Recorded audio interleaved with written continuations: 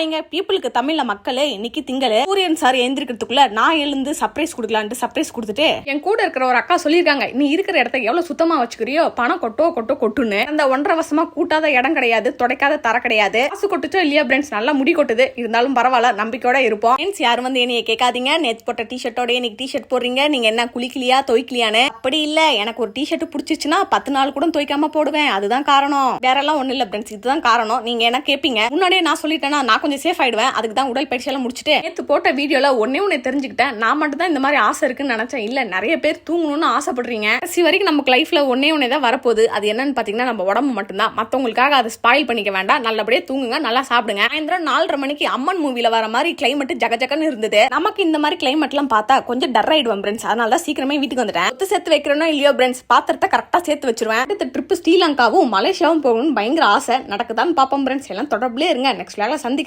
பாய்.